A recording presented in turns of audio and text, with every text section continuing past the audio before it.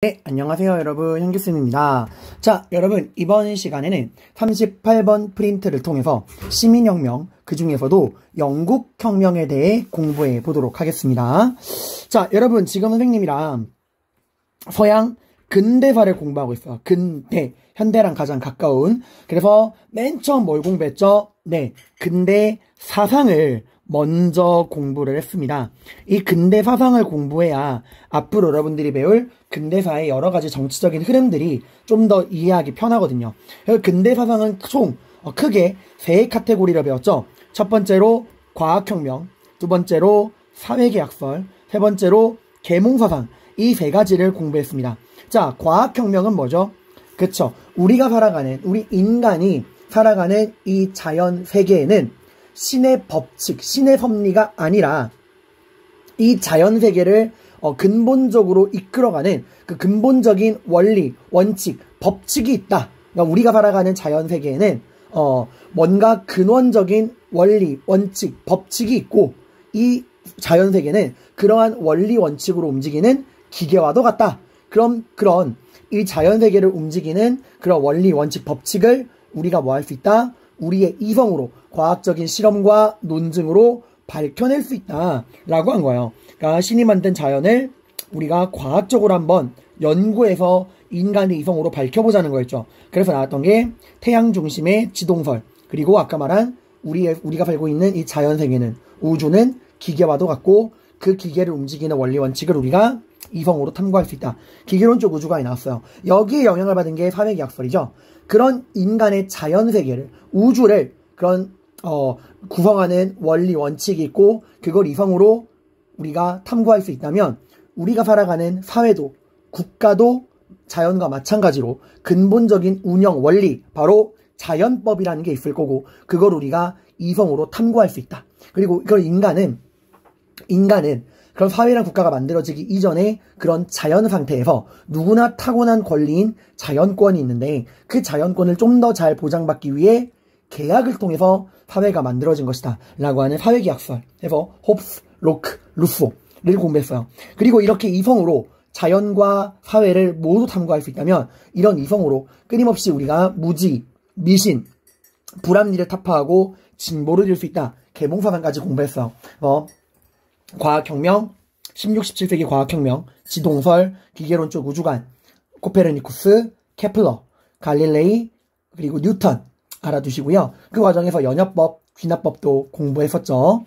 연역법의 데카르트, 귀납법의 베이컨, 로크 이 사람들을 공부했습니다. 그리고 사회계약설에서는 홉스, 로크, 루소를 또 공부를 했고요. 홉스, 로크, 루소.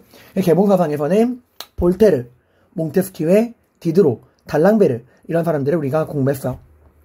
그렇게 해서 이런 근대적인 의식이 성장했고 그 결과 우리가 시민혁명이랑 산업혁명을 배울 건데 이번 시간에 공부할 거는 그 시민혁명 중에서도 독보적으로 빠르게 진행됐던 미국혁명이랑 프랑스혁명은 18세기에 진행됐지만 영국혁명은 17세기입니다. 100년 정도 빨라요. 그래서 계몽사상의 영향을 받지 않은 시민혁명이죠. 이 영국혁명에 대해서 살펴보겠습니다. 청교도혁명과 명예혁명, 이 두 가지를 살펴보도록 할게요. 자, 그래서 영국혁명, 최근 들어서 굉장히 시험에 잘 나왔고 올해도 수능에 나왔던 문제였죠. 자, 우선 영국이라는 나라의 특징에 대해서 먼저 알아봐야 됩니다. 우선 영국은 다른 대륙의 나라들과 달리 굉장히 일찍부터 의회 정치가 발달하고 있었어요. 그러니까 영국은 굉장히 일찍부터 의회가 나라를 이끌어가는 이런 의회의 정치가 발달했습니다. 이걸 헌정적 전통이라고 그래요. 헌법에 따른 정치, 헌정적 전통이 발전했다라는 겁니다. 이 흐름을 한번 볼게요. 그 시작은 바로 13세기 1215년 존 왕이 귀족들이랑 맺은 마그나카르타 대헌장에서 시작을 합니다. 이 존 왕이 누군지 여러분 기억하실 거예요. 띨띨이 존이라고 불렸던 실지왕, 땅을 잃어버린 왕이었죠. 맨 처음에는 프랑스 왕인 필립 2세랑 갈등을 하다가 프랑스 내에 있는 영국령을 대부분 상실했고요. 그때 한창 절정의 교황권을 누리고 있던 그 13세기 인노켄티우스 교황에게도 갈등을 벌이다가 결국 굴복을 하고 영국 전체를 교황에게 기증했다가 돌려받는 형태로 왕위를 유지하게 됩니다. 이때 이제 인노켄티우스 3세가 교황은 해고 황제는 달이다 라고 이야기를 했었죠. 자, 아무튼 여러분들, 자, 이런 존 왕은 결국 이렇게 프랑스 왕 필립 2세한테 깨지고 교황이 인노켄티우스에게 깨지고 이래서 결국 이런 존왕을 두고 보지 못한 귀족들이 너 같은 띨띨이에게 왕을 맡길 수 없다 이래서 맺은 게 대헌장 마그나카타입니다. 여기서는 자유민의 특권을 인정해라 말이 나오는데 이 자유민은 오늘날처럼 국민들을 말하는 게 아니라 누굴 말하는 거였죠? 네, 귀족. 즉 그 시작은 봉건 귀족의 특권이었어요. 그래서 대헌장에서 말하는 자유인의 특권은 바로 봉건 귀족의 특권을 말하는 것이다 라는 거 여기서 이제 시작을 하는 거죠. 그리고 그 이후에 이제 혼란에 빠진 영국을 수습한 게 13세기 말 바로 에드워드 1세입니다. 에드워드 1세는 존왕의 이런 실책을 거울 삼아서 혼자서 독불장구도 나라를 끌고 갈 수가 없구나. 신분별, 계층별 대표들을 모아서 함께 나라를 끌어가야겠다 해서 신분제 의회 기틀이 되는 무슨 의회? 모범의회. 앞으로 이 모범이 된다고 하는 그 모범의회를 이제 정립을 합니다. 성직자, 귀족, 기사, 시민들의 대표가 참여하는데 여기서 시민은 각 주와 도시의 대표, 그 자유도시 있죠? 봉건 제후행에 특허장을 매입해서 자치권을 얻었던 그런 자유도시의 대표들을 말합니다. 신분제 의회의 기틀, 그러니까 프랑스에 필리프 그 4세가 개최했던 3부회가 있다면 프랑스에 3부회가 있다면 영국에는 모범의회가 있다. 이렇게 알아두시면 됩니다. 자, 그 이후에 시간이 흘러서 이제 14, 15세기 때 영국은 큰 전쟁이 벌어집니다. 먼저 프랑스랑 싸웠던 100년 전쟁. 왜 싸웠죠? 정치적으로는 영국의 왕이 프랑스 왕의 봉건적인 신하인 동시에 프랑스 내에 어마어마한 땅을 갖고 있었고 결정적으로 왕위 계승권도 가지고 있었어요. 그래서 이제 영국 왕이 프랑스의 왕위를 계승을 요구를 하면서 이게 정치적인 이유가 됐고요. 경제적인 이유는 모직물 공업의 중심지인 플랑드르 지역에 대한 지배권 문제였습니다. 하여튼 이 100년 전쟁으로 영국이랑 프랑스가 치열하게 싸우고요. 이 전쟁 이후에도 영국은 이 100년 전쟁에 패배한 이후에 영국 내에서 이제 왕위 계승 분쟁, 귀족들 간의 분쟁이 발생을 하죠. 바로 장미 전쟁이 발생을 합니다. 자, 무려 거의 지금 보시면은 200년 가까운 거의 한 100년 하고도 200년 아니죠. 한 130년 정도? 한 130년? 어마어마한 시간을 써왔어요. 거의 근 150년을 전쟁만 한 겁니다, 여러분들.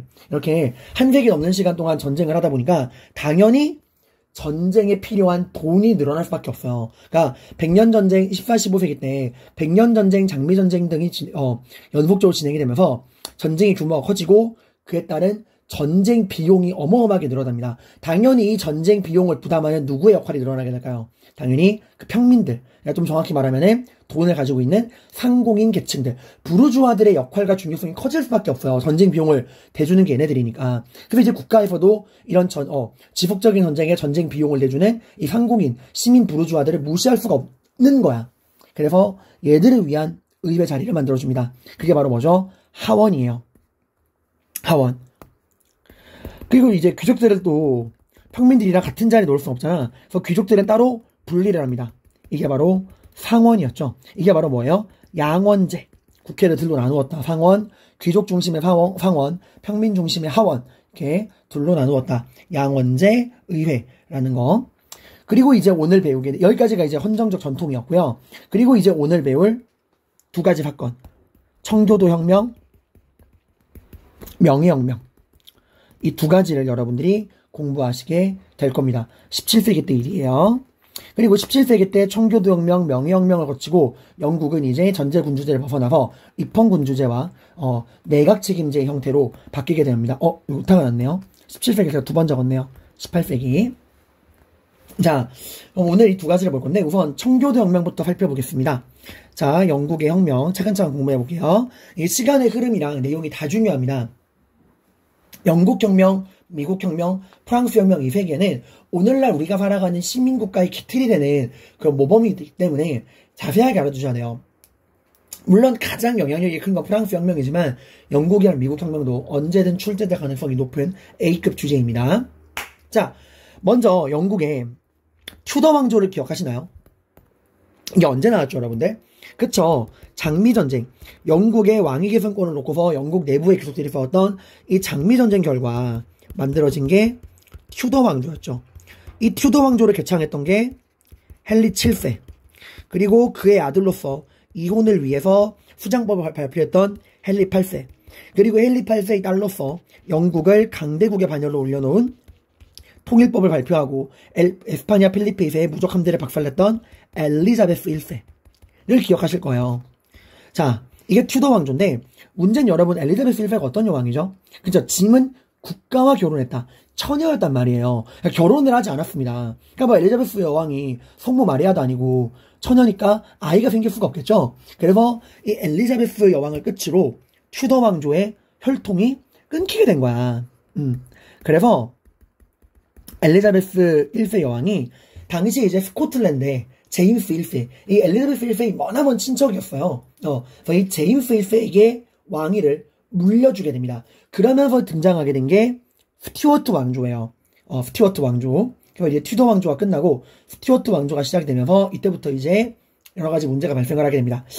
자, 우리 엘리자베스 1세가 튜더 왕조의 끝이었고 그 이후에 스튜어트 왕조로 넘어간다까지는 이해 가시죠? 자, 근데 일단 이 청교도 혁명, 스튜어트 왕조가 들어서고 나서 발생했던 청교도 혁명, 그 이전의 영국사를 잠깐 보시면은 여러분이 살펴봤듯이 영국은 이미 13세기 때부터 존 왕의 대연장 마그나 카르타 때부터 쭉 이어져 오는 모범의회, 양원제 등등 입헌주의 전통이 굉장히 강해요. 그러니까 왕이 무언가를 속된 말로 자기들 꼴리는 대로 하는 게 아니라 법이 정한 대로 하다못해 귀족들과 시민들의 동의를 얻어서 나라를 이끌어가는 이 헌법적인 전통, 헌정적 전통이 굉장히 발전한 나라였고요. 특히 또 영국이 16세기 때 이 모직물 공업이 발전하면서 인클로저 운동 기억나시죠? 그 인클로저 운동을 계기로 인클로저 운동을 하면서 지주들이 엄청나게 성장을 합니다. 그 지주들을 우리가 젠트리라고 불러요. 오늘 우리가 신발을 젠틀맨이라 부르잖아요. 그 젠틀맨의 어원이 젠트리에서 나온 거예요. 젠트리는 귀족과 자영농인 요먼, 요먼을 이제 자영농이라고 합니다. 알아두시면 좋아요, 용어. 이 귀족과 자영농인 요먼 사이에 있는 게 지주인 젠틀이에요.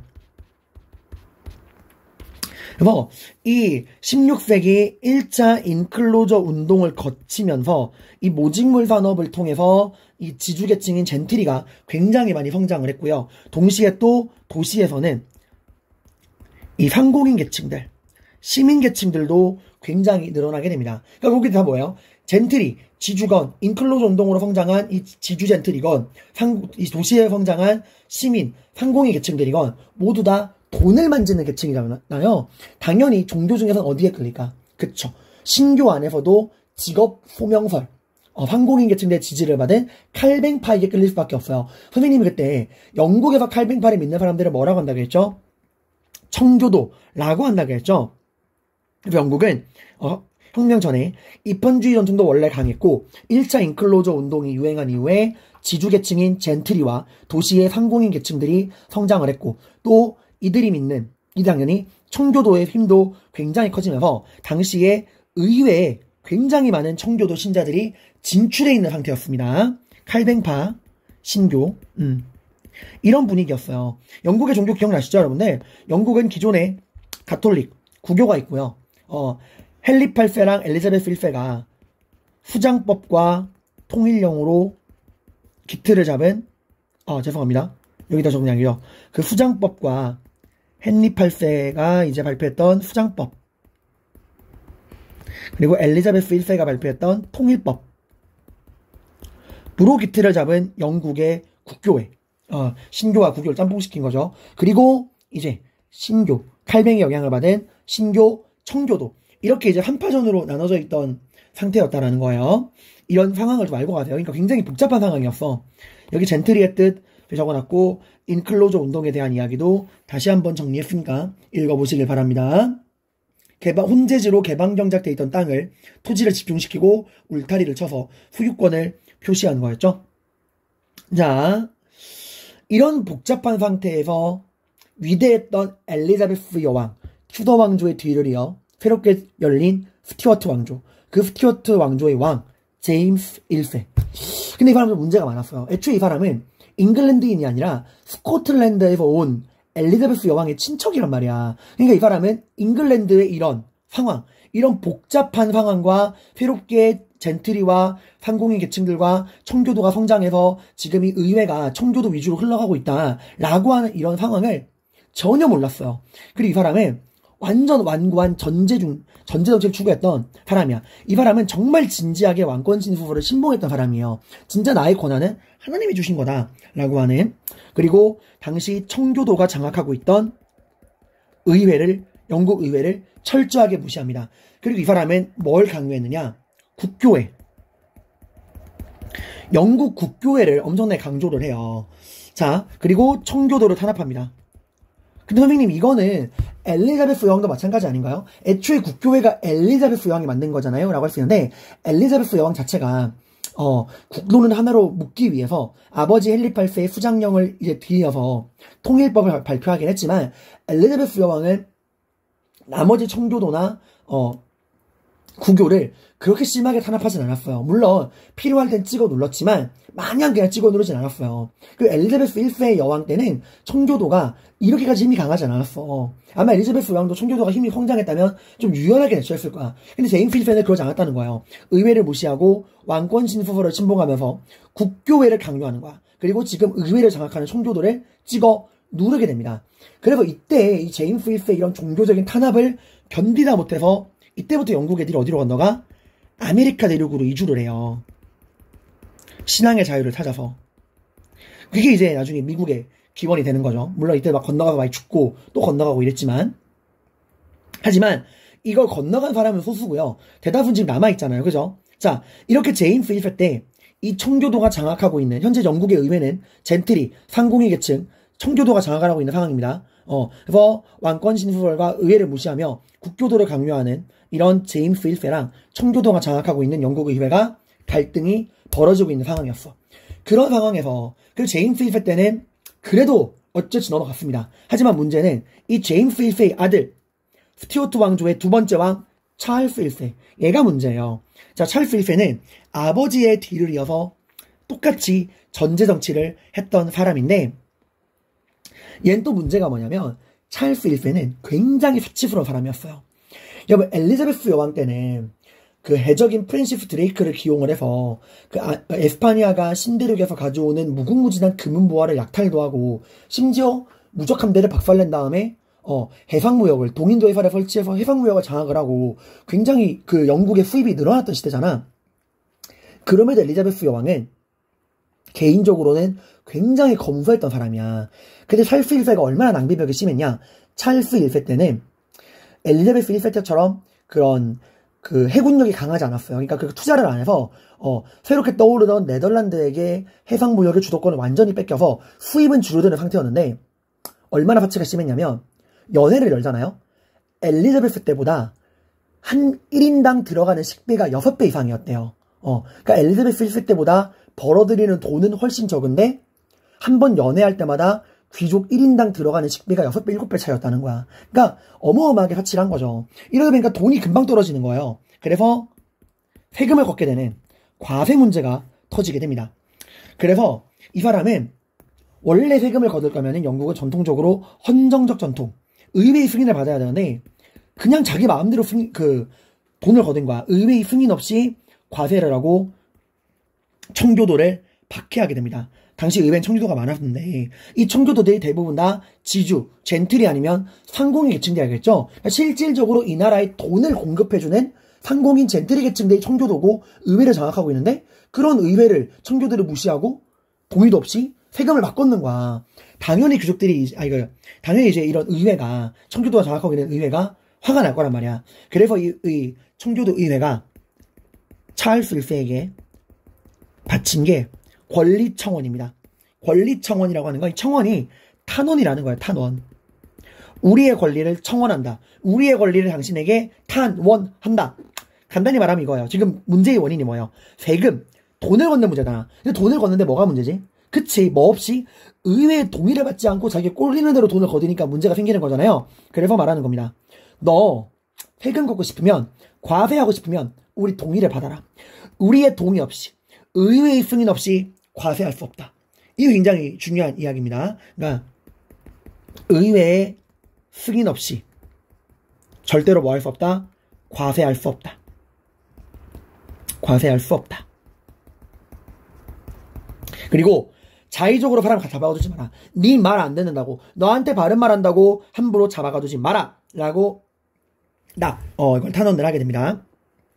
이 의회 당시에 젠틀이 그리고 상공인 시민계층 청교도들이 중심이 되었던 이런 시민과 젠틀이 청교도가 많았던 이런 이제 의회에서 이런 이야기를 한 거예요. 여기에 대한 찰스 1세의 반응은 뭐였을까? 요게 중요합니다. 일단 승인해요. 승인합니다. 그래서 찰스 1세를 자료로 주고 이 왕의 재위 시기에 있었던 일은, 이 왕에 대한 설명으로 올바른 것은, 이 왕의 시기에 있었던 일로 올바른 것은 하고 꼭 권리청원을 승인하였다라는 문제가 굉장히 잘 나와. 승인했어요. 안 한 거 아닙니다. 근데 승인하고서 의회를 해가네요. 그래, 알았어. 이제부터 세금 거둘 때 너희들의 동의를 얻고 세금 거둘게. 그리고 자의적 인식 구속 안 할게. 근데 너희들의 동의를 구할 일은 없을 거야.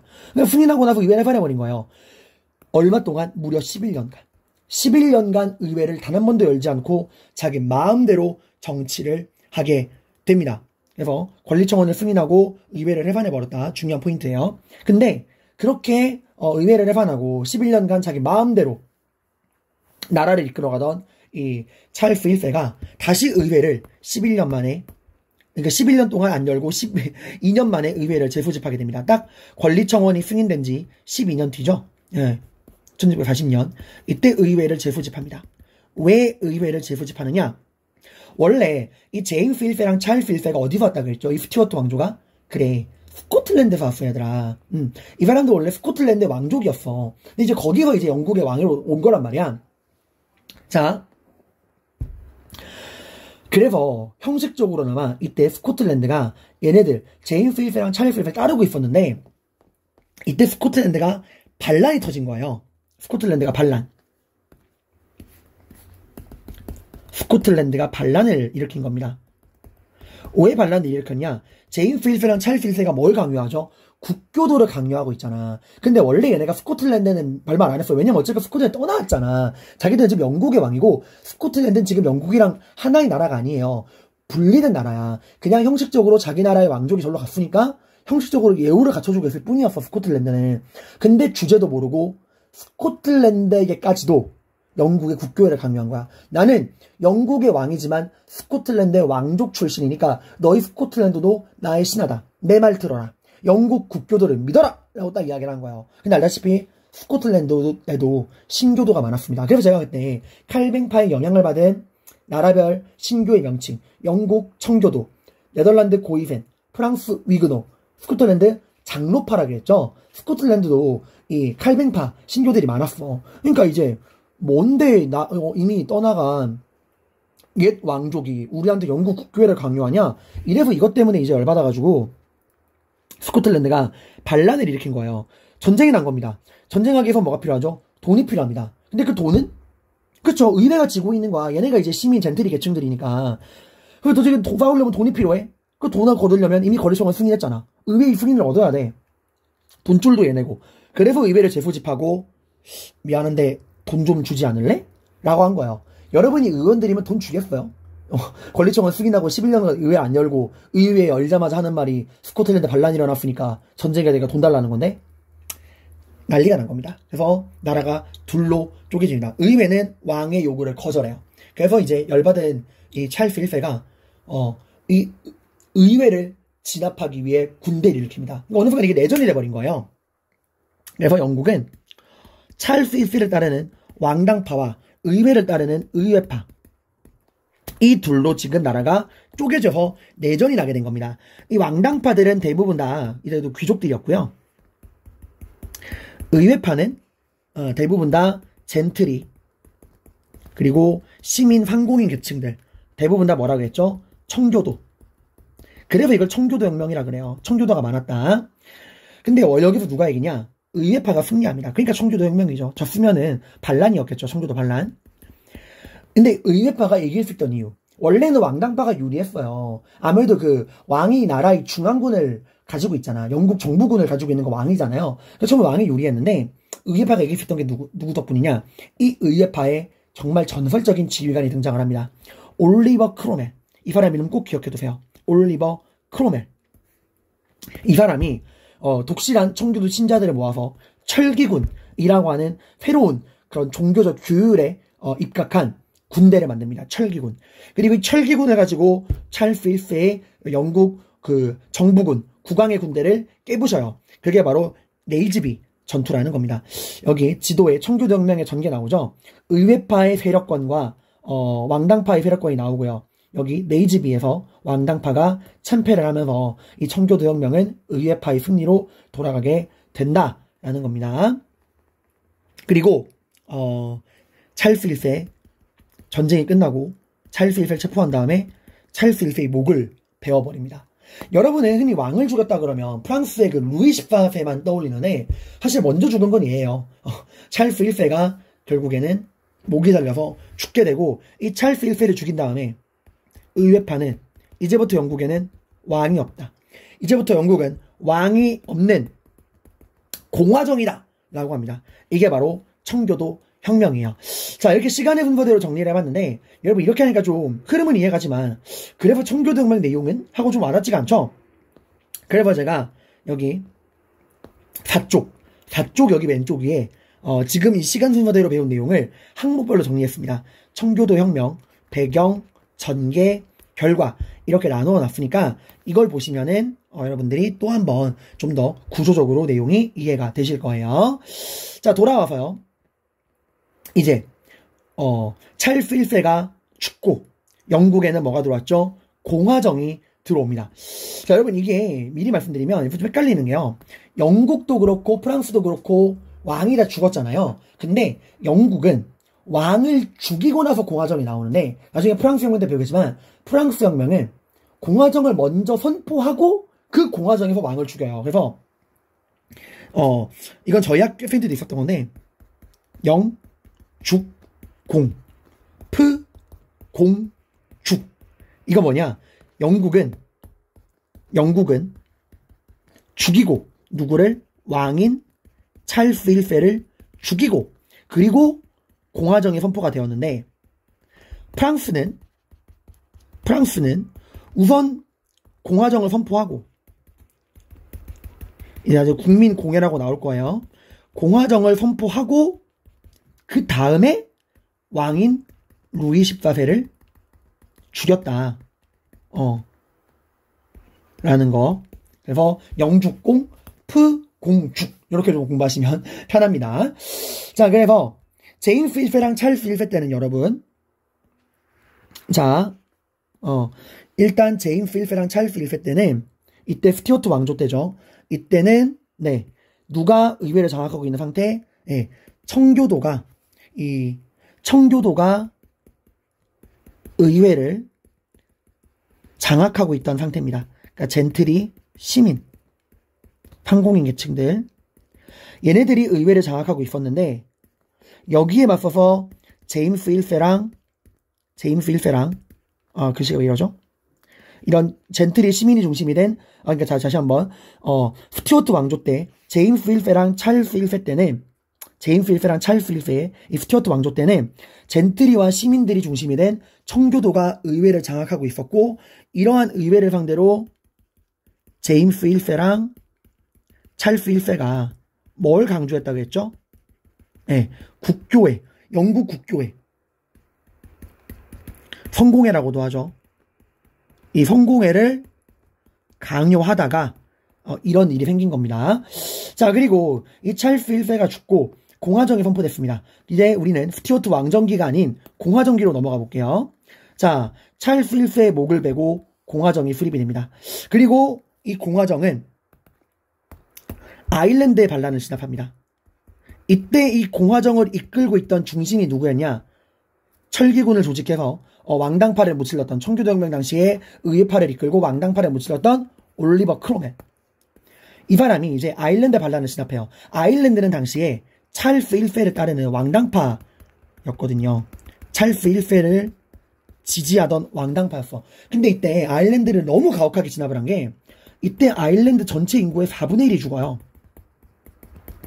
그러니까 어마어마한 거죠. 그래서 지금도 아일랜드는 올리버 크로멜이라 그러면 치를 떨어요. 이게 좀 된 얘기긴 한데 예전에 아일랜드 외교관이 그 영국의 중요 외교 업무 때문에 공식적으로 영국을 방문했는데 그때 영국의 버킹엄 궁전에 올리버 크로멜 초상화가 걸려 있었거든. 그걸 보고서 딱 회담장에서 그냥 정색하고 나갔어요. 그러니까 국가 대 국가의 공식적인 외교 업무를 하러 온 외교관이 그 외교회담 장소에 올리버 크로멜 초상이 걸려 있다고 그 자리에서 그냥 나가버린 거야. 그 정도로 지금 아일랜드 사람들은 올리버 크로멜이라 그러면 엄청나게 증오하는 사람이야. 마치 우리가 도요토미 히데요시랑 이토 히로부미를 싫어하는 거 이상으로 그 둘을 합쳐도 이 증오만큼 안 될 거예요. 그래서 아일랜드 반란을 가혹하게 진압을 하고요. 그 다음에 올리버 크로멜 하면 떠올려야 되는 게 뭐죠? 항해법. 이 항해법 내용은 여기 아래 나옵니다. 영국이나 영국 배에 들어오는 영국이나 영국 식민지로 들어오는 수입품의 수송은 영국이나 혹은 식민지의 선박, 그 수출하는 국가, 원산지의 선박을 이용하도록 규정하는 법률이다. 이게 누굴 겨냥한 거라겠죠? 그쵸. 중기무역하고 있던 네덜란드를 겨냥을 했고 이 네덜란드의 반발을 일으켜서 영국과 네덜란드가 전쟁이 일어나게 되는 원인이 되는데 이때부터 이제 네덜란드가 서서히 쇠퇴의 길에 빠져듭니다. 이때 영국이 네덜란드를 한 번에 이긴 건 아니에요. 물론 굉장히 오랜 시간 동안 싸우지만 결국 영국이 네덜란드를 꺾고 바다의 지배자가 됩니다. 올리버 크로멜이 항해법을 통해서 네덜란드를 견제한 이유는 이 네덜란드가 찰스 1세, 이 찰스 1세가 사치하는 제임스 1세란 찰스 1세가 전제 정치를 하는 동안 엘리자베스 1세가 쌓아놓은 해군이 힘이 약해지고 바다의 주도권을 네덜란드에 뺏겼거든. 그러니까 제임스 1세랑 찰스 1세 때 빼앗긴 무역과 바다의 주도권을 되찾아오기 위해서 이걸 발표했던 거야. 항해법. 근데 이 항해법이 죄송합니다. 나중에 19세기 가면 폐지가 돼요. 이거 나중에 19세기 영국의 자유주의 개혁운동 때 다시 배우게 될 겁니다. 항해법. 그리고요. 이렇게 잘하던 크로멜은 본색을 드러냅니다. 의회를 해산해요. 찰스 1세랑 똑같은 행동을 하죠. 의회를 해산을 하고 본인이 호국경에 취임을 합니다. 보호하러 국가를 보호하는 경이라는 거예요. 그러니까 결국에는 총독 같은 거야. 그러니까 독재자가 된 거예요. 이걸로. 그래서 이 연도가 보시면 찰스 1세가 죽은 다음에 공화정이 시작하는 게 몇 년부터야? 1649년이잖아요. 근데 올리버 크로멜은 제가 1653년부터 연도를 적었죠. 이때가 의회를 해산하고 호국경에 취임한 애야. 그러니까 그 전까지 의회를 해산하고 호국경에 취임하기 전까지는 그래도 정상적으로 의회가 나라를 이끌어가는 공화정, 의회 중심의 공화정이었는데 1653년 의회가 해산되고 올리버 크로멜이 호국경에 취임하는 거를 기점으로 이제는 독재에 입각한 공화정이 된 거예요. 왕만 없다 뿐이지 똑같이 된 겁니다. 얘는 욕심이 많은 사람이었거든. 그리고 호국경은 종신이에요, 종신. 그러니까 거의 뭐 왕이랑 다를 바가 없죠. 칭호만 달라진 겁니다. 그리고 이 사람은 독재는 독재인데 좀 특이한 독재가 굉장히 독실한 청교도 신자였어요. 이 사람은 청교도 윤리를 앞세운 금욕적인 독재 정치를 실시합니다. 금욕적 독재 정치. 죄송합니다. 청교도 윤리를 앞세운 금욕적 독재 정치. 청교도주의에 입각한 금욕적 독재 정치. 금욕 정치, 청교도 기반한 독재. 뭔 말이냐? 일단 청교도에 기반합니다. 청교도 윤리를 강조해요. 그래서 주일날 교회 안 가면 최소 징역, 최대 사형. 주일날 노래 부르는 거 안 됩니다. 노래는 찬송가만 불러야 돼. 주일날 뭐 도박을 하거나 카드 게임 하는 거 안 돼요. 무조건 예배 드려야 돼요. 그러니까 나중에는 주일뿐만 아니라 월화수목 금토 평일에도 술 마시지 말고 도박하지 말고 경건하게 신앙생활해라 하는 정말 청교도 원리 원칙에 입각한 그런 나라를 거의 수도원으로 바꿔버린 거야. 음주 도박 다 안 됩니다. 그래서 금욕에 기반한 독재란 거야. 금욕과 독재가 둘 다 나오는 거예요. 그래서 청교도 윤리를 앞세운 금욕적인 독재 정치를 시행했다. 본인 자체야 워낙 독실한 청교도 신자라 그렇게 살지만 이걸 강요하니까 불만이 생기는 거예요.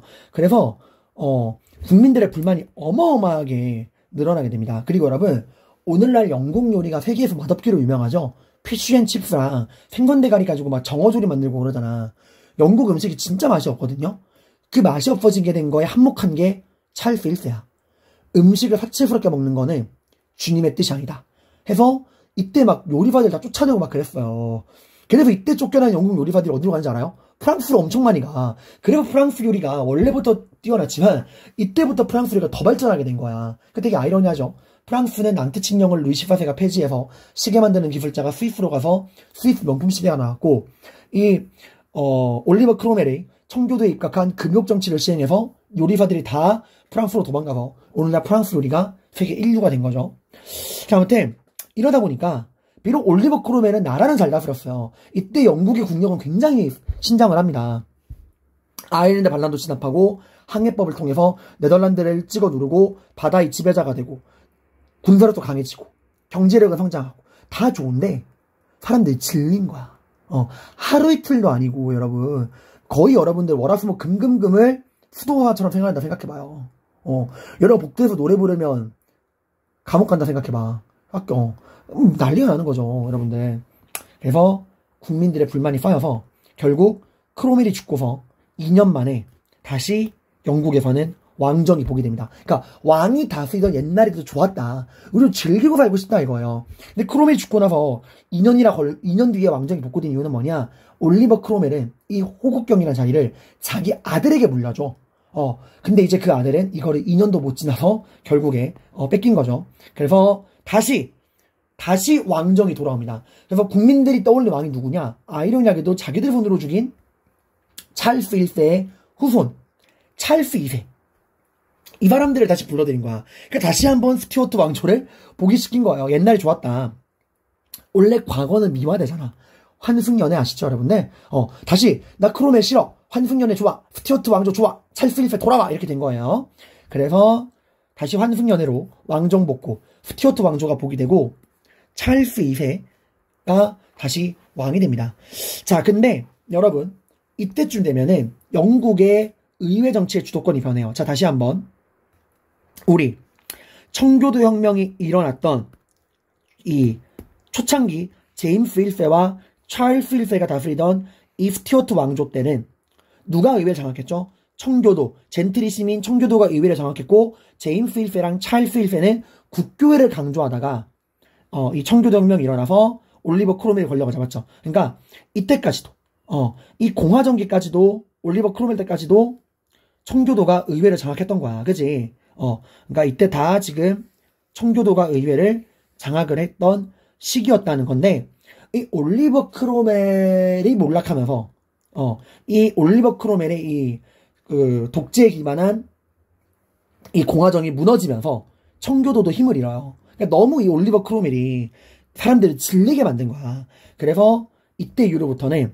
청교도의 세력이 몰락하고 영국의 의회는 국교회가 장악을 하게 됩니다.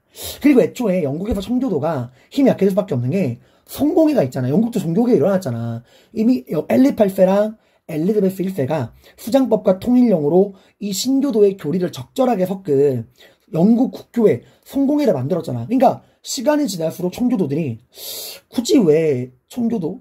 영국 국교회 믿으면 되는 거 아닌가? 둘이 별 차이가 없는데? 이왕이면 우리 영국 국교회를 믿지 뭐. 이런 식으로 청교도가 상당수가 영국 국교회에 흡수가 됐고요.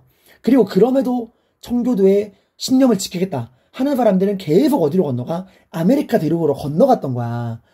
그리고 남아있던 청교도들은 이 올리버 크로멜이 죽으면서 몰락하게 된 겁니다. 그래서 이 다시 왕정 복구가 돌아왔던 다시 부활한 스튜어트 왕조 찰스 2세랑 제임스 2세를 배울 건데, 이때는 그 전과 다르게 의회를 누가 장악했다?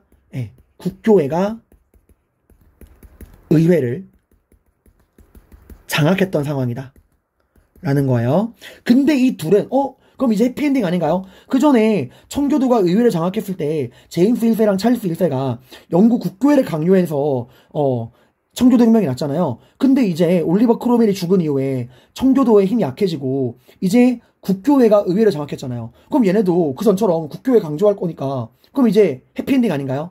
아니에요. 참 아이러니하게 국교회가 의회를 장악한 이 순간 찰스 2세랑 제임스 2세는 가톨릭을 강요합니다. 이렇게 의회를 국교회가 장악한 이 부활한 스튜어트 왕조의 찰스 2세랑 제임스 2세는 그 전에 제임스 1세랑 찰스 1세랑은 다르게 이번에는 가톨릭을 강요해요. 그 이유가 뭐냐면 이 찰스 1세가 올리버 크로멜에게 목이 잘린 다음에 이 찰스 1세의 후손들, 이 찰스 2세나 제임스 2세가 프랑스로 도망가서 프랑스에서 망명생활을 하다가 돌아온 거야. 근데 프랑스는 알다시피 가톨릭 국가잖아요.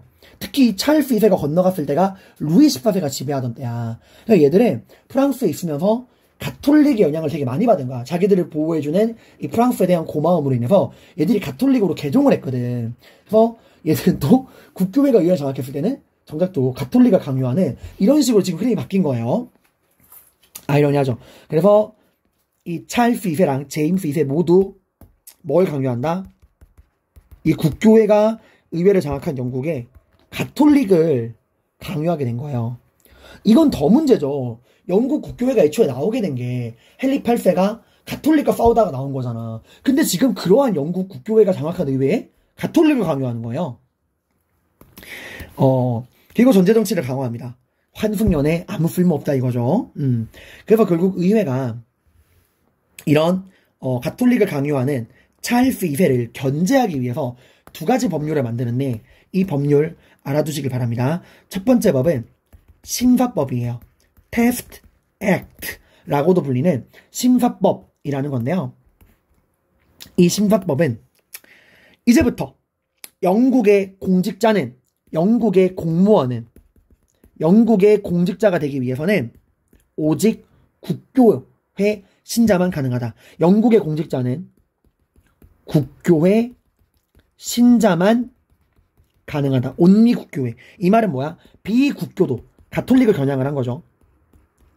가톨릭은 공직에 임명될 수 없다라는 거예요. 선생님, 그럼 청교도는요? 말자 청교도는 이때쯤 되면 올리버 크로멜 정권이 몰락을 하면서 청교도는 그때쯤 되면은 거의 다 국교회로 흡수가 됐어요. 아니면 아메리카로 건너가거나. 그러니까 순수 청교도는 아메리카로 건너갔고 대부분의 청교도들은 국교회로 이미 편입이 된 상태였다라고 아시면 됩니다. 그래서 이건 가톨릭을 겨냥한 거야. 가톨릭 신자는 영국의 공직자가 될 수 없다. 영국 공직자는 국교회 신자만 가능하다. 테스트 액트, 심사법입니다. 이것도 19세기 때 사라집니다. 그러니까 항해법도 그렇고 심사법도 그렇고 이런 법률은 나중에 19세기 영국의 자유주의 개혁 때 사라지게 됩니다. 되게 나중 일이고요. 그리고 심사법과 함께 만든 게 인신보호법이에요. 이거는 자의적 인신구속을 금지한다는 거예요. 아까 권리청원에도 나왔죠? 안 지켜지고 있는 거야 여전히. 그러니까 비국교도는 영국의 공직자가 될 수 없고 심사법, 그리고 왕은 마음대로 사람들을 잡아가둘 수 없다. 인신보호법. 이 두 가지를 딱 왕에게 내 겁니다. 찰스 1세 어떻게 했을까요? 찰스 2세 어떻게 했을까요? 찰스 2세는 이걸 받아들입니다. 왜냐면 찰스 2세는 봤거든. 자기의 그 조상인 찰스 1세가 어떤 꼴을 당했는지. 그래서 찰스 2세는 비록 가톨릭을 강요하긴 했지만 그 전에 스튜어트 왕조가 올리버 크로 청교도 혁명으로 무너진 걸 기억하기 때문에 의회랑 지나치게 대립해서는 안 된다고 해서 이 사람은 그래도 적당히 선을 지킬 줄 아는 사람이었어요. 마냥 막 나가진 않았어. 그래도 의회랑 갈등은 있었죠. 적당히 밀당을 한 거야. 그러면서 영국 의회는 영국은 두 세력으로 나눠지게 됩니다. 왕을 따르는 토리당과 의회를 따르는 휘그당으로 나눠지게 돼요. 여러분 이거를 뭐랑 헷갈리시면 안 되냐면은 우리가 이 찰스 1세 때 이제 내전이 일어났었잖아요. 이때 이제 왕당파랑 의회파로 나눠졌었잖아요. 그거랑 구분하세요. 그땐 정말 싸운 거고 지금은 그냥 정치 세력으로 나눠진 거야. 왕을 따르는 토리당, 당이에요, 당. 하나의 정당으로 정치 세력으로 나눠진 거야. 그리고 내전이 아닙니다. 그냥 정치 세력이 나눠진 거예요. 의회를 중심으로 하는 휘그당, 토리당, 휘그당 나눠진 거예요. 이 토리당이 나중에 뭐로 바뀌냐? 영국의 보수당. 오늘날에도 있죠. 토니 블레어 총리가 보수당이었나? 하여튼 보수당 있고, 그 다음에 휘그당은 자유당으로 바뀌게 돼서 영국 의회 정치에 기틀이 됩니다. 여기 심사법이랑 인신보호법 제가 적어놨어요. 자, 그렇게 해서 이렇게 토리당, 휘그당 나눠지게 되는데, 이때까지는 그래도 괜찮았어. 그런데 이 찰스 2세의 아들 제임스 2세, 얘가 진짜 막 나가는 애야. 얘는 찰스 2세처럼 조심성이 없습니다. 왜? 제임스 2세는 찰스 2세처럼 프랑스에서 피난 생활을 해본 것도 아니고 이렇게 스튜어트 왕조가 무너지는 걸 직관한 애가 아니란 말이야. 그래서 얘는 일단 기본적으로 독실한 가톨릭 신자, 아버지였던 찰스 2세의 신앙을 이어받아서 독실한 가톨릭 신자였던 건 맞는데 조심성이 너무 없어. 아버지보다 훨씬 더 심하게 선을 지키지 않고 전제 정치를 강화합니다. 그 전에 찰스 2세 때 의회가 찰스 2세의 친가톨릭 정책과 전제 정치를 견제하기 위해 제정했던 심사법이랑 인신보호법 있죠? 이거를 깡그리 무시해요. 안 지킵니다. 그래서 가톨릭 신자들을 영국의 공직에 임명을 하고 사람들은 마음대로 잡아 가두기 시작을 합니다. 그래서 이걸 견디다 못한 의회가 결국에 제임스 2세를 폐위시키게 되고 제임스 2세는 프랑스로 도망가게 됩니다. 그리고 모시고 온 게 아이러니하게도 제임스 2세의 딸 메리와 그 메리와 결혼했던 당시 네덜란드 총독이었던 윌리엄, 이 사람들을 공동왕으로 추대한 거야. 그러니까 지금 제임스 2세는 누구에게 쫓겨난 거야? 사위랑 딸에게 쫓겨난 거야. 그러니까 제임스 2세의 딸인 메리가 그 네덜란드 총독인 윌리엄에게 시집을 갔거든요. 그래서 걔들에게 영국 의회가 편지를 쓴 거야. 당신네가 군대를 끌고 오면 우리가 내부에서 호응하겠다 라고 해서 이 네덜란드 총독 윌리엄과 제임스 2세의 딸 메리가 이 영국에 와서 제임스 2세를 몰아내고 왕이 된 거예요. 이걸 이제 우리가 명예혁명이라 그러는데 이걸 이제 살펴보겠습니다. 자, 그래서 여러분들 지금 일단 여기까지 영국혁명 해서 튜더 왕조 엘리자베스 1세 혁명 전에 영국의 사회가 어떤 사회였는가, 젠트리 시민 청교도가 의회를 장악했다라고 하는 거. 그래서 이 스튜어트 왕조 제임스 1세랑 찰스 1세 때는 젠트리 시민이 중심이 된 청교도가 의회를 장악했고, 그런 청교도가 장악한 의회에 제임스 1세랑 찰스 1세가 영국 국교회를 강요했던 거예요. 특히 찰스 1세 때 과세 문제, 권리 청원, 그리고 왕당파 의회파의 내전, 청교도 혁명, 올리버 크롬웰, 찰스 2세 처형, 공화정 수립 기억하시고요. 그리고 이 청교도가 중심이 된 의회가 이 공화정을 이끄는데 그 공화정의 리더가 올리버 크롬웰. 그래서 올리버 크롬웰, 아일랜드 반란 진압, 항해법, 의회 예산, 호국경 침입, 청교도 윤리를 앞세운 금욕적 독재 정치, 이게 국민들의 반발을 받아서 올리버 크롬웰 사후에 다시 왕정이 복고가 되고, 이 복고된 스튜어트 왕조 때는 이 청교도는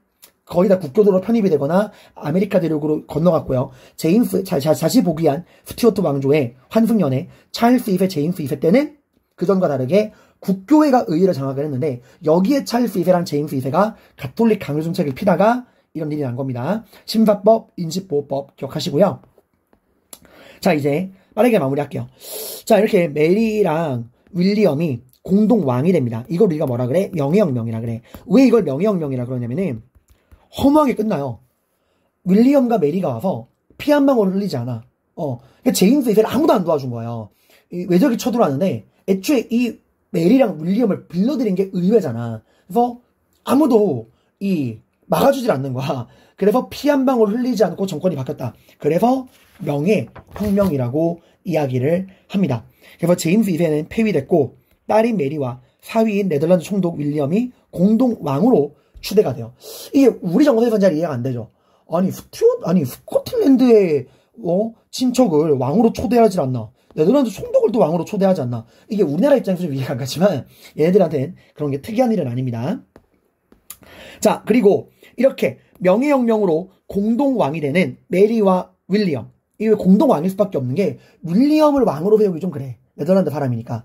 그 전에 제임스 1세는 엘리자베스의 친척이기라도 했지만 사실 윌리엄은 완전 외국인이거든. 그래서 메리랑 공동왕이 된 거예요. 이렇게 명예혁명으로 공동왕이 된 메리와 윌리엄 앞에 의회가 내민 게 바로 권리 장전입니다.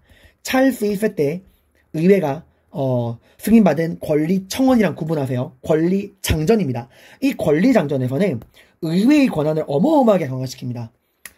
법을 만드는 입법권, 세금을 만드는 과세권, 기본이고요. 그러니까 이건 뭐예요? 법을 만들 때 의회의 동의를 받아라. 세금 거둘 때도 의회의 동의를 받아라. 그리고 의원 면책권. 이건 뭐냐면 의원들이 의회에서 무슨 말을 하건 잡아가질 수 없다. 그러니까 의회에서 왕한테 욕을 하건, 그러니까 좀 심한 말로 왕을 비판을 하고 왕한테 막 푼소리를 해도 그걸로 잡아가질 수 없다 이거예요. 그러니까 의원이 의회에서 무슨 말을 하건 그거는 죄를 묻지 않는다라는 거야. 표현의 자유를 주라 이거예요. 그리고 의회 선거는 자유롭게 실시되어야 한다. 이거는 뭐 때문에 만든 거냐? 찰스 1세가 11년 동안 의회를 안 열었잖아. 이걸 막기 위해서 의회 선거는 언제든 자유롭게 치러줘야 한다. 그러니까 의회를 함부로 닫을 수가 없다 이거예요. 사실상 이거는 의회가 나라를 이끌고 가겠다 이거야. 이거를 승인을 합니다. 메리랑 윌리엄은. 그래서 메리랑 윌리엄은 사실상 형식적인 왕이었어요. 그리고 우스갯소리로 사형당하기 직전에 찰스 1세보다 왕권이 약한 왕이라는 소리까지 들었어요. 얘네들은. 그래서 이때부터 의회 중심의 입헌군주제.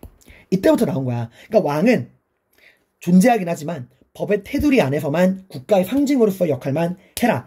나라는 우리 의회가 이끌어가겠다 하는 의회 중심의 입헌군주제가 이때부터 기틀이 마련됩니다. 그리고 이런 영국의 명예혁명, 이런 의회 중심의 정치는 나중에 미국의 독립선언문, 이런 권리장전 얘기하는 거예요. 이 의회의 중심의 입헌군주제의 토대가 되는 이 권리장전의 내용은 그 이후에 나올 미국의 독립선언문과 프랑스 인권선언문에도 큰 영향을 주게 됩니다. 이 명예혁명 하면 여러분이 기억해야 되는 게 누구예요? 로크예요. 제가 저번에 사회계약 프랑스 이야기했죠. 로크 자체가 제임스 2세의 이런 전제정치랑 싸우다가 프랑스로 망명 갔어요. 그 프랑스의 망명 생활을 하고 있는 도중에 터진 게 뭐야? 명예혁명이야. 그래서 그 명예혁명을 옹호하기 위해 로크가 자기의 사상을 시민정부론이라는 책에 담은 거야. 그 내용이 뭐예요? 저항권, 그리고 자연권 위탁. 기억나죠? 이제 그 자연권을 이제 인민이 군주에게 위탁한 것이고, 그러니까 제대로 못하면 우리가 저항할 수 있고, 저항권의 개념을 만들었고, 그리고 간접민주주의 입헌군주제를 옹호했다라고 했죠. 입헌군주제를 옹호했죠. 그래서 애초에 로크가 이 명예혁명을 옹호하기 위해 이런 사상을 만든 겁니다. 이제 연표 하나 더 추가할 수 있죠. 권리장전이 1689년에 승인되죠. 그러니까 1688년 명예혁명이 터지고 그걸로 공동왕이 된 메리랑 윌리엄이 1689년에 권리장전을 승인하고 이런 모든 일련의 과정들을 옹호하기 위해 로크가 시민정부론으로 이런 자연권 위탁, 저항권, 간접민주주의, 입헌군주제 옹호 이런 사상들을 정립을 한 겁니다. 그래서 로크가 명예혁명에 영향을 주었다라고 그러면 틀린 겁니다. 명예혁명을 옹호하고 정당화한 거예요. 여기 제가 이렇게 다시 한번 정리했으니까 확인해 보시고요. 그리고 이 메리랑 윌리엄 다음에 이제 왕이 된 게 앤 여왕인데 여러분 이때부터 이제 입헌군주정기고 스튜어트 왕조는 끝나죠. 그리고 앤 여왕 때 이제 스코틀랜드의 반란을 또 한 번 진압을 하고 이때 이제 스코틀랜드까지 병합을 해서 우리가 알고 있는 브리튼 대영 제국이 만들어지게 됩니다. 그러니까 뭐예요? 스코틀랜드, 아일랜드, 잉글랜드, 웨일즈 이 모두가 하나가 된 대영 제국이 이때 만들어지는 거예요. 근데 얘들아 이 앤 여왕 자체가 누구냐면 아까 제가 그 명예혁명으로 제임스 2세를 쫓아낸 게 제임스 2세의 딸 메리라 그랬죠. 제임스 2세의 딸이 메리만 있던 게 아니야. 제임스 2세의 딸이 메리만 있던 게 아니라 이 앤도 제임스 2세의 딸이에요. 그러니까 아이러니하죠. 근데 이 앤은 그러면 명예혁명 때 아버지 쫓겨날 때 뭐 했냐? 찬성했어요. 그러니까 딸들이 다 아버지를 버린 거야. 그래서 근데 이 메리랑 윌리엄이 자식을 못 낳았어. 그래서 메리랑 윌리엄이 죽은 다음에 또 다른 제임스 2세의 딸인 앤이 여왕이 된 거예요. 둘 다 제임스 2세의 딸입니다. 그래서 이때까지는 스튜어트 왕조예요. 스튜어트가 아니죠. 스튜어트 왕조. 근데 이 앤 여왕도 스튜어트 왕조의 마지막 여왕인 앤 여왕도 아이를 못 낳았어. 자, 그래서 스튜어트 왕조도 끝난 거야. 그래서 이제 누구를 왕으로 세울 거냐. 어쨌건 입헌군주제라는 건 국가의 상징으로서 왕은 필요하잖아. 그래서 어디서 여왕을 데리고 오냐. 독일에서 데리고 와요. 당시 독일에 굉장히 또 영국 이 왕족의 머나먼 친척인 조지 1세라는 사람이 있었거든. 이 사람이 하노버 공작이었어. 그 사람을 데리고 온 거야. 그 사람을 초빙을 해서 영국의 왕이 된 거예요. 그래서 이 왕조를 뭐라 그러냐. 이 사람이 독일 출신의 영어도 못하는 하노버 지역을 다스리는 하노버 공작이라고 했죠. 그래서 이때부터를 영국을 하노버 왕조라고 합니다. 그래서 영어도 못하는 독일 출신의 영국 그 피가 약간 섞인 조지 1세가 왕이 돼서 스튜어트 왕조가 끝나고 하노버 왕조가 만들어지게 되는 거예요. 영어도 못해. 그래서 이때부터는 완전히 영국 왕은 의회에게 모든 거를 맡기고 뒤로 물러나게 됩니다. 그래서 이때부터 이제 완전히 입헌군주제, 나라는 누가 이끌어간다? 의원들이 이끌어간다. 그 의원들이 내각을 만들고 그 내각을 책임지고 이끌어간다라고 하는 의원 내각제, 내각 책임제. 지금 영국이랑 일본이 그렇죠. 얘들은 총선이 중요해요. 총선으로 의원을 뽑고 가장 많은 국회의원을 배출한 넘버원 다수의 정당, 다수당, 가장 많은 의원을 배출한 넘버원 정당이, 그 정당이 내각을 구성하는 거야. 그리고 그 가장 많은 의원들을 배출한 정당의 대표를 뭐라 그래요? 총리라 그러잖아. 그리고 오늘날 일본과 영국은 총리가 나라를 다스리잖아요. 그래서 걔들은 총리라고 부르잖아요. 걔네 정부의 수장을. 의원 내각제, 내각 책임제. 그래서 이때부터 나온 게 영국의 유명한 말이죠. 왕은 군림하나 통치하지는 않는다. 라는 거예요. 그래서 권리청원과 권리장전 비교하시고, 여기 제가 권리청원과 권리장전 자료랑 해설까지 다 실어놨으니까 살펴보시고, 여기 뒤에 또 명예혁명도 제가 배경 전개 결과 또 정리했고, 그 외에 나머지 내용들도 여러분이 한번 읽어보시라고 정리했으니까 이 부분을 정리하시길 바랍니다. 이렇게 해서 오늘 우리가 영국의 청교도혁명과 명예혁명을 공부했어요. 특히 청교도혁명 때 그 전에 이 왕조가 변하면서 의회의 주도권이 누구에게 넘어가느냐, 요런 흐름, 그리고 권리청원, 권리장전, 올리버 크로멜의 업적, 심사법, 인신보호법, 이런 것들 정말 중요한 키워드니까 이 흐름과 내용 같이 잘 알아두시길 바랍니다. 다음 시간에는 이제 미국 혁명에 대해서 공부해 보도록 할게요. 고생 많으셨습니다.